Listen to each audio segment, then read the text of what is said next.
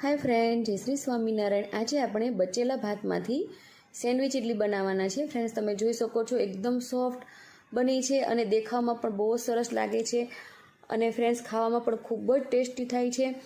તો આપણી પાસે જે બચી ગયા છે ભાત, એમાંથી 2 વાટકા ભાત લીધા છે, એની સામે 1 વાટકો સોજી અને 1 વાટકો આપણે દહીં લેવાનું છે અને બધું સરસ રીતે આપણે પીસી લેવાનું છે। તો આપણું બેટર આવી રીતે જાડું છે, તો થોડુંક આપણે પાણી નાખી અને બેટરને આપણે પતલું રેડી કરી દઈશું। આપણું બેટર સરસ પતલું બનીને રેડી થઈ ગયું છે। તો હવે આ બેટરને આપણે એક ઊંડા બાઉલમાં ઠલવી દઈશું અને 10 મિનિટ ઢાંકીને મૂકી દઈશું, જેથી આપણી જે સોજી છે તે સરસ ફૂલીને રેડી થઈ જશે। હવે આપણે બેટરની અંદર ઓનલી ખાલી મીઠું જ એડ કરવાનું છે અને સરસ રીતે મિક્સ કરી દઈશું। હવે આપણી સેન્ડવિચ ઇડલી છે તેના 3 પડ હોય છે, તો વચ્ચેનું જે ગ્રીન પડ છે એ આપણે રેડી કરી લઈશું। તેના માટે મેં 2 ચમચા બેટર લીધું છે, એમાં ફ્રૂટ કલર આપણે ગ્રીન કલરનો એડ કરી દીધો છે અને સરસ ગ્રીન બેટર આપણું રેડી થઈ ગયું છે।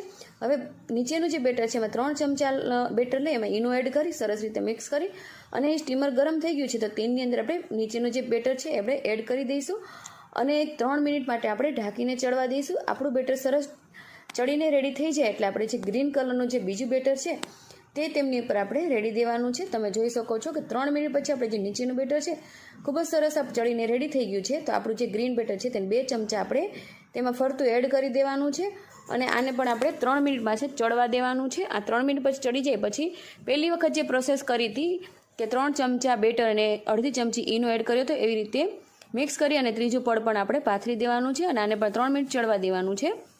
તો આપણું સરસ 3 પડ ચડીને રેડી થઈ ગયા છે। તો આપણે ગેસ બંધ કરી દઈશું અને આપણી જે સેન્ડવિચ ઢોકળા છે તેની ડીશને આપણે બહાર કાઢી લઈશું અને ઠંડી થાય પછી આપણે આવી રીતે કાપા કરી લેવાના છે અને વઘાર કરીશું।